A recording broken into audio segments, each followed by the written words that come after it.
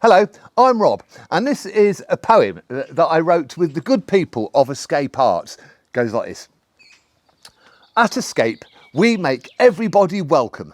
Bring your sense of fun. It's easy to join in and you can make yourself at home. We'll take you as you are with the skills that you've got. You never have to feel like you need to be something you're not.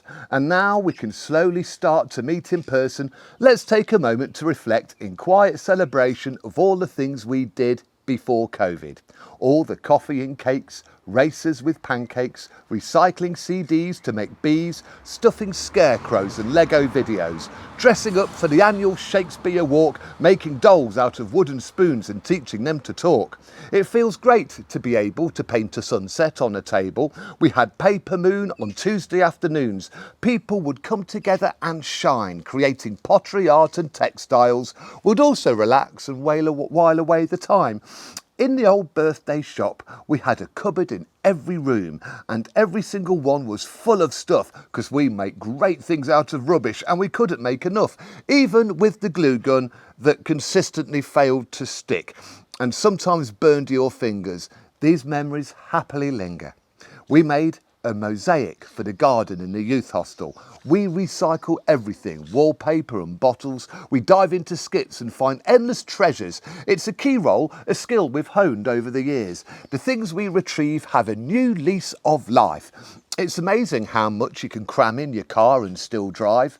As part of the River Festival, we actually created Neptune and made fish out of rubbish. We created artwork for Chiltern Railway's timetable with a lovely rainbow over Stratford, and that went national. We've distributed garlands to sell. We did willow weaving and that went really well. And the karaoke, where it was impossible to feel desultory. The clients would choose their favourite songs and dancing would be compulsory. People knew all the words and you just couldn't stop them. They'd step up to the mic and you'd suddenly see them blossom. Sarah and Anne took us all by surprise the time they danced to Morecambe and Wise.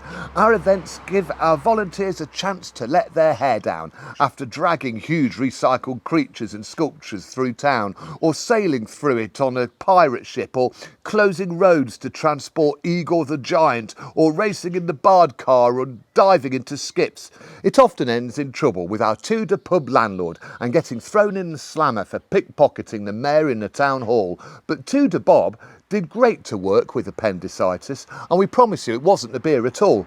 Some of the most memorable events of all would have been Mary's annual birthday parties at the town hall.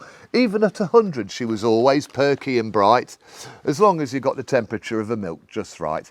We do a lot of dressing up, from Peter Pan to Captain Hook to fairies and Tudors, disco dancers and soldiers to Santa and his elves. We decorated the bus to look like Santa's grotto and thoroughly enjoyed ourselves, bringing joy and cheer to families to dispel the winter gloom. Karen wore a chicken costume to the volunteers' party at Easter. We all scoffed when she dressed as a witch and all the warts dropped off.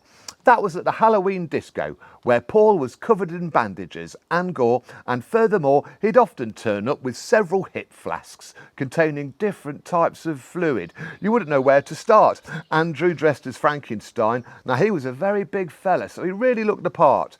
We had to buy an emergency inflatable ring for Joe's 1920s swimming costume because you could see everything. We turned a toilet into a museum, the world's smallest exhibition, all about Stratford's public toilets. The council had a plan to close them and Cyril, the ex-mayor, was determined to spoil it. So we had an exhibition and a protest with a chocolate log and lots of tea, which made a lot of people want the loo, which meant a queue. So getting into the exhibition was not an easy thing to do.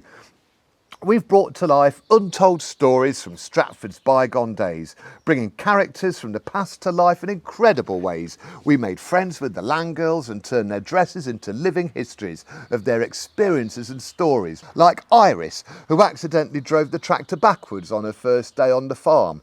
We had a World War II wedding with Bill standing in his groom after we twisted his arm when the real one scarpered. We had land girl bridesmaids and young volunteers creating land army recruitment marches, and Mark, a fantastic actor who took a break from Naughty Landlord to play a wartime vicar.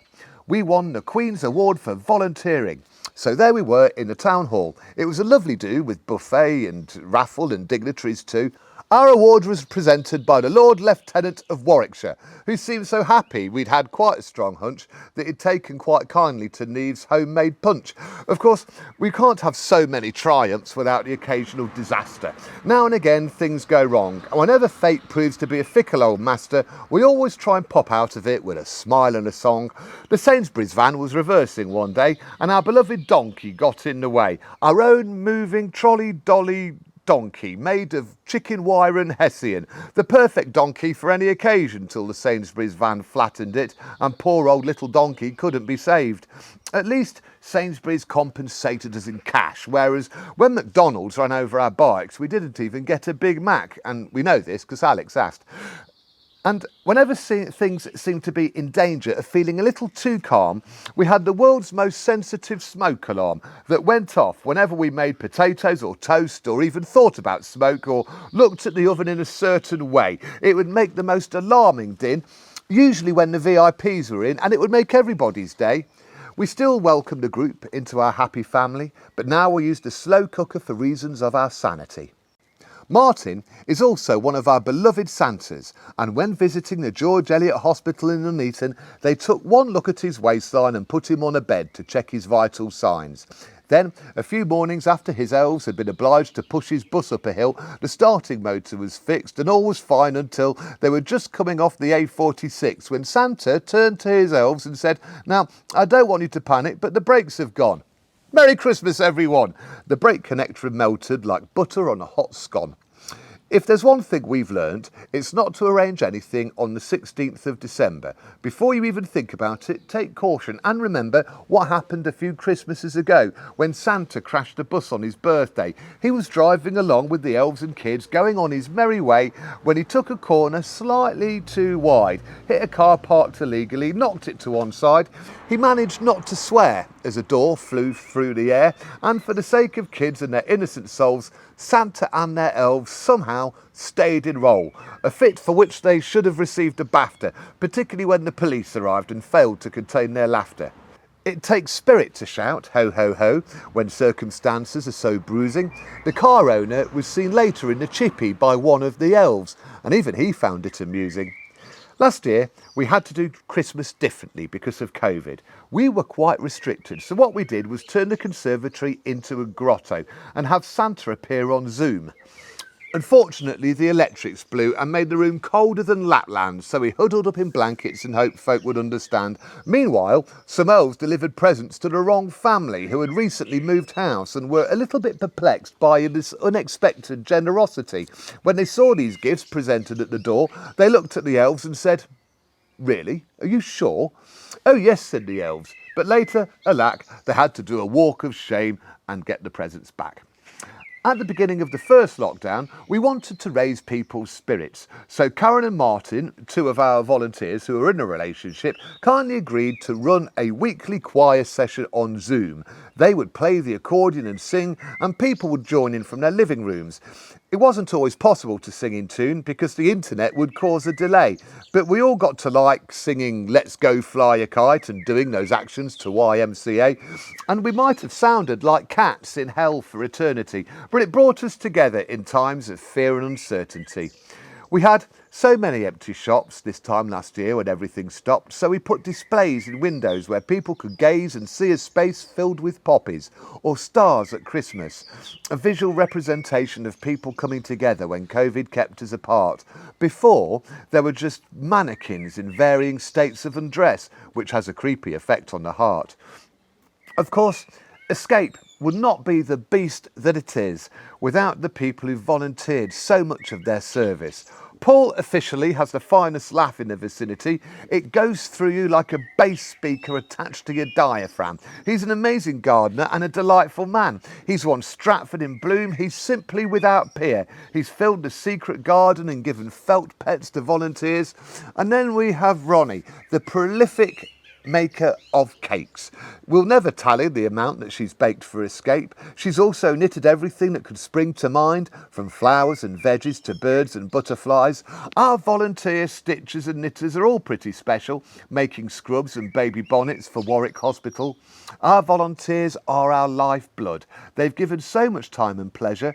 They're the soul of the organisation, and the difference they make is impossible to measure. From veterans to midwives, butchers and bikers, we hold their stories dear because they were such amazing characters. It's the kindness they show that gives Escape its whole, and when we have to say goodbye, they leave a gaping hole. We will always remember Graham with his smile and chatter, Mark the butcher. The ladies loved his tales and his massive chopper, and on hand to help with any occasion was Debbie with her nails, who loved to dress up and would make you smile without fail. Graham volunteered with Escape for 2 years solidly. He had a lovely calm nature and he loved his jokes with Josie. He supported Alice delivering the after-school art. Even when the kids wrapped themselves in loo roll, he never lost heart. On the bus with Lorraine, he was a reliable chuckle brother, and when we said, "Graham," he always knew he was about to do us a favour. We always think of him whenever we use his ladder, and he never dressed up, but he'd have made a great Santa. What we miss most is his wicked sense of humour and sense of dedication. Young and old adored him, and he lifted the spirits of the whole organisation.